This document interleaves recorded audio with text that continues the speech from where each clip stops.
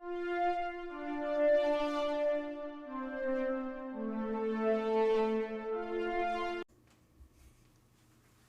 are happy to announce that this episode of the SWW show is partially brought to you by Humble Bundle.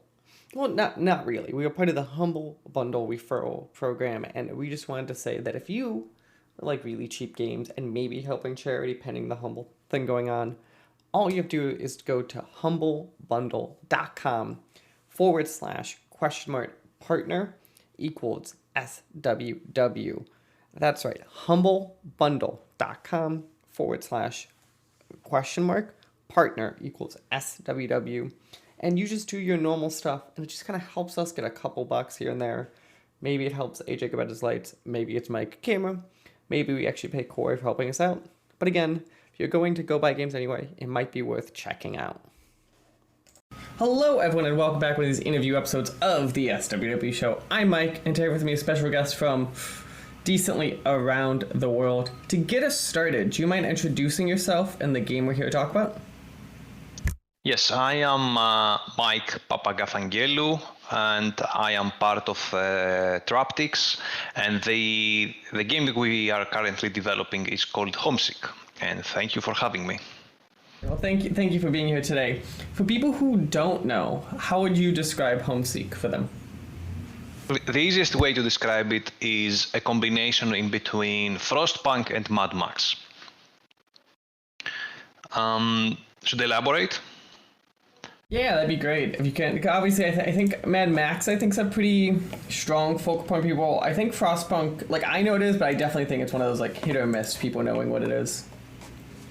Yeah, so Frostpunk is a survival strategy game released by 11-bit Studios, I think maybe 5 years ago, and the main difference between other strategy games is that it's very focused on the survival element, in the sense that you can if you don't manage your city correctly, you actually die. So it's not just about how fast you progress, but that's the case with most strategy games.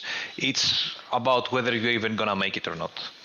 And well, the thematic of the Mad Max, I suppose most of people are aware, but it's a desert-like post-apocalyptic thematic where, in our case, water has been almost completely eradicated, and it's the most valuable resource. That's interesting. So water is kind of being the linchpin, kind of obviously a lot of people think of food or shelter. Water's the linchpin for you guys, kind of. When you guys were thinking of designing these systems, designing the game around the scarcity of water, did you guys have certain things of hey, kind of design challenges of hey, water should never feel enough, or there should always be fights? But how did you guys kind of think of this water as a limited resource, kind of while framing your narrative? It actually, the first, let's say, the catalyst event was that we came upon an actual research that says by 2040 we won't have enough drinkable water for the population we will have by then, based on the current consumption that we do. And we felt that there's a lot of material that hasn't been used in video games, that it's easy for us to use and make a realistic world, but simultaneously a world that hasn't been overused in video games. Usually, post-apocalyptic games usually go for mutants or for I don't know, something zombie apocalypse or something like that. We felt that we could create a more plausible story that people can relate with. No, that sounds great there. Let's kind of talk about how the game kind of works from a turn by turn, or the gameplay loop point of view, kind of. So as a player, I jump in, kind of, obviously I'm building kind of my group of people there, my colony. Kind of how does the player kind of interact with these systems? Kind of what is if I'm a player, what does that look like? Okay, so the first thing that someone should know is that all the levels in terms of narrative and in terms of level design are pre-designed. They are not randomly generated or community-based. So every level has a few things that it's trying to test the player at. And at the beginning, you start with a very small group of people where you are actually trying to get enough resources to feed them and to help them survive. So citizens actually need water, food, and housing in order to stay content. But every level has limited resources. So the player has actually to achieve some kind of goal before the resources of that level run out. And this is a pattern that you will see on every level where you get access to something, and at some point you're going to lose access on that thing that keeps you alive, and you should have done your task by then. And in our case, the way that it works is that during the day you can build stuff and collect resources and feed your citizens and stuff like that, and during the night the citizens are sleeping, but it's a perfect moment to send expeditions and explore the wasteland. And the expeditions in our case is quite emphasized in comparison with other games of the same style, in the sense that we have a lot more story on them. They are actually the only way that you can get new technologies within the game, and they are actually the only way that you can probably finish the scenario successfully.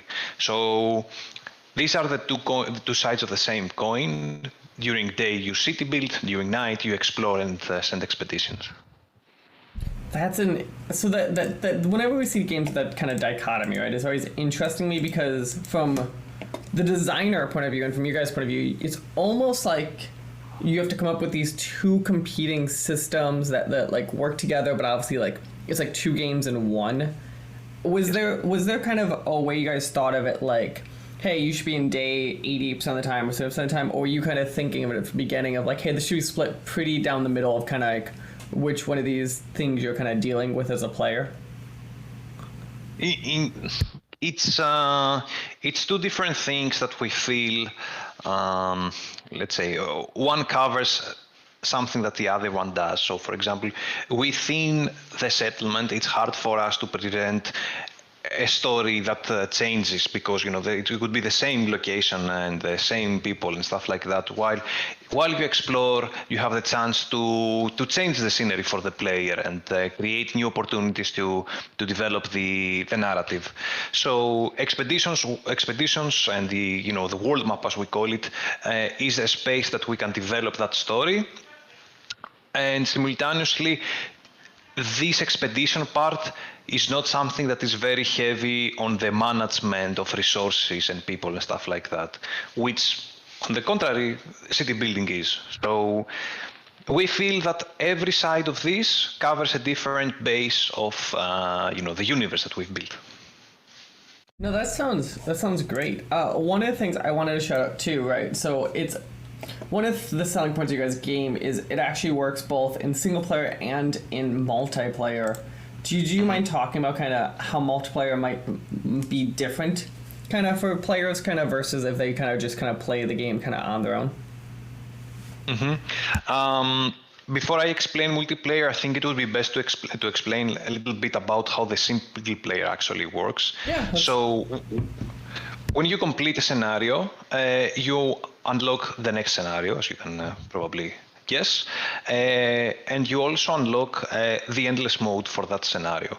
So endless mode means that you can, it's like the sandbox version of that scenario, where you can get to replay the same level in terms of level design, but there is no narrative and there's no pressure to finish the level. So you can keep playing as long as you can survive and as long as you like. And within the level, you find there are included all the technologies of the actual game. That is on the endless mode. Okay. On the story mode, you don't have all the technologies. You only have a few that are tied with this scenario.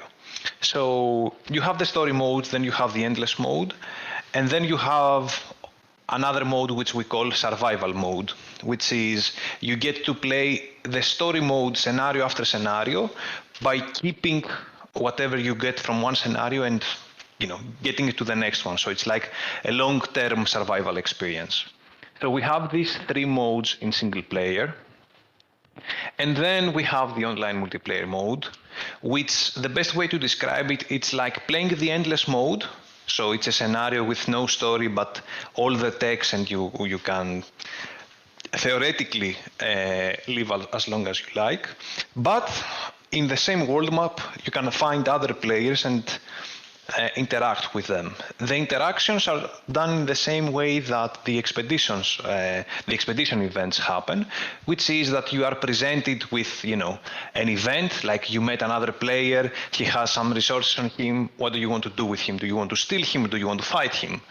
And you have this, let's say, small interaction with other players during expeditions, but the city building part remains the same. And effectively, after a few days, whoever has the most citizens, whoever has done the best management, is the one that wins the game. Oh, that's interesting. Kind of. How did you guys kind of think of treating this kind of multiplayer different than like? Obviously, you guys aren't like an RTS, but I kind of think of you kind of the system's kind of similar in the sense of like how multiplayer kind of works. How did you guys kind of think of making the multiplayer feel fair, but also kind of feel like kind of competitive in the sense of like the problem with a lot of these games are like if I'm a really good player and I'm facing a new player, like I'm gonna walk the floor with them every time. Did you guys kind of on the back end kind of control for any of that, or are you kind of hoping that people kind of do a little more self-sorting of playing against each other? There's no kind of matchmaking, if that's what you have in mind, but the way the multiplayer is so randomized in the way that the expedition nodes are being placed and the starting locations are being placed, which I think it's impossible for even a good player to actually find a winning strategy. I think it's the entire game and the multiplayer as well is about finding ways to make the best out of bad situations. And you can only handle so many bad situations at a time. So even a good player, he will have hard times at given moments. Interesting. That being said, there is a certain level of mastery that will certainly give an advantage to a player with experience, and this is why we suggest that you don't get into the multiplayer right away. You should, first familiarize yourself with the single player mechanics, and then. But I think this is something that every game has as a practice. No, I totally agree. That's like to me the big stuff with that always is right. How do you make sure it feels new to player, but also kind of how do you make sure kind of players can in natural like develop and learn these systems really well? How do you guys? So you said yourself like the game is built in a way that even the most skilled players will always have challenge and always have like this limited amount of resources they must kind of deal with.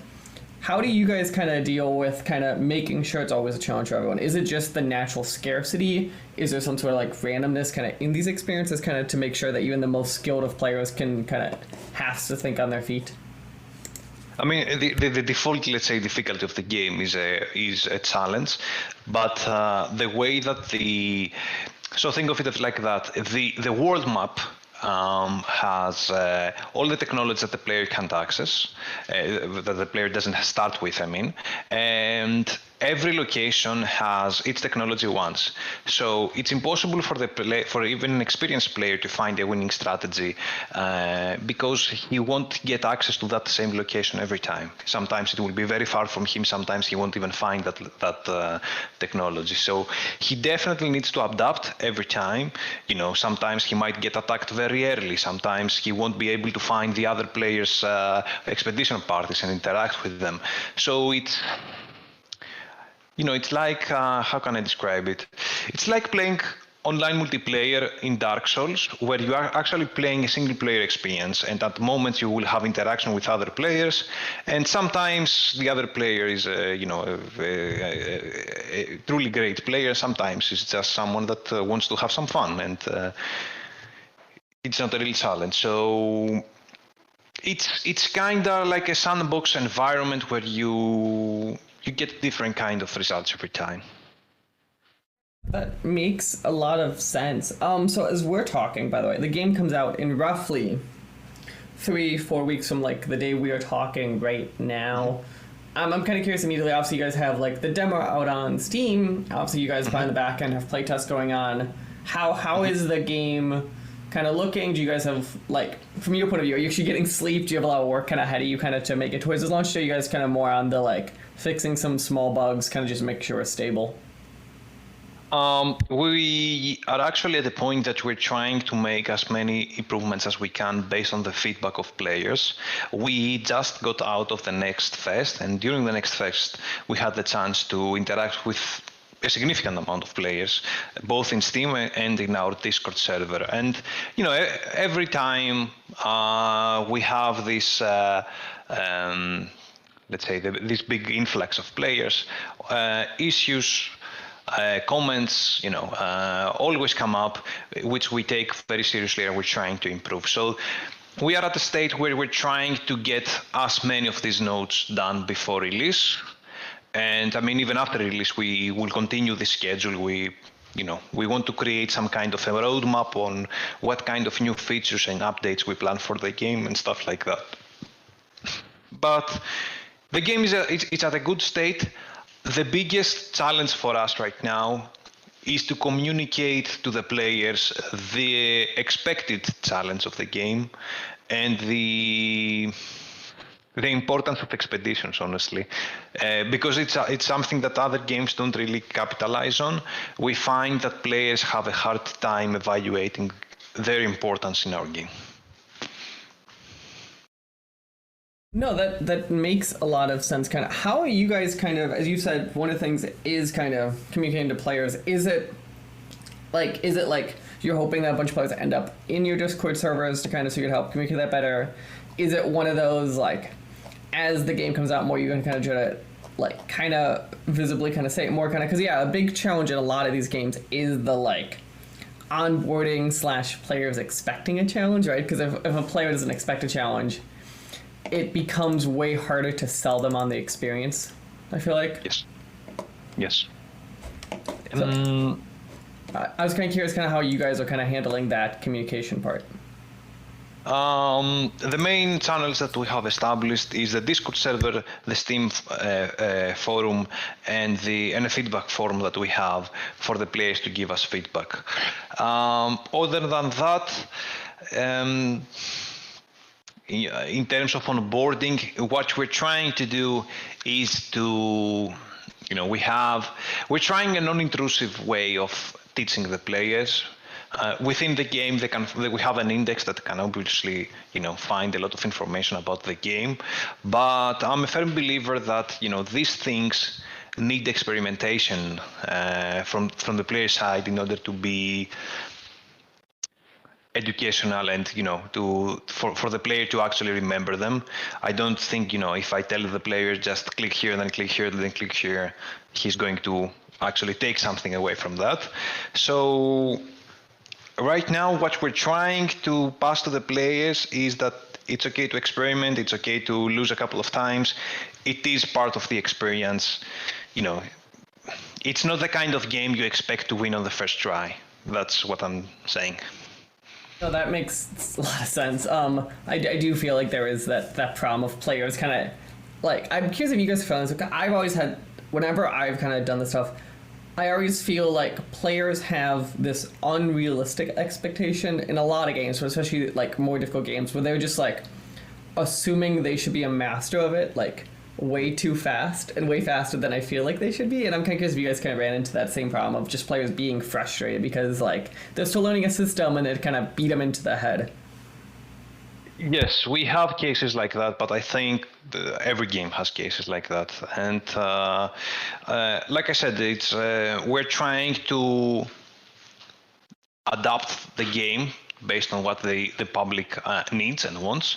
But there's so many changes that we can do before this becomes a completely different kind of thing. Yeah, no, that makes a lot of sense. So yeah, as we're talking, the game I said comes out July 20th, 2023. The game is Homeseek. Quick question for you guys. How do we know yet, or is it still TBD of how much the game is going to cost? We will probably go for $25. Right, so $25, and obviously whatever that is in local currencies. As we get to the tail end of this discussion, I'm kind of curious. Is there any system or something really specific that you feel that players that should know, or that you'd want them to know, kind of, so that way, kind of, to really kind of sell your game of why they should go check it out? They should be aware that it's a game with a lot of story. So if you're into this kind of thing, I expect that it's your kind of game. If it's not your kind of thing, you will still be able to play it and, skip most of the story parts and just focus on the city building. I would, of course, not suggest that you do that. And the reason that I explained the game modes before is because we're trying to build a strategy game that covers, both the players that want narrative, and the players that want, multiplayer, and the players that want something that is more sandboxy. So I hope we got everything. We got something for everyone. Perfect. Well, I want to say thank you again for taking time to talk to me today, and best of luck as you guys are coming towards this tail end of development and working on the future of the project. Thank you very much for having me. The SWW show and all of its affiliate podcasts are podcast by me, Mike Maroney, and AJ Losi, sometimes by contributors, including Corey King. You can follow the SWW Show on social media at the SWW Show, or sooner or later you go to patreon.com/SWW to help us out. Thank you. We hope you enjoy the rest of your day.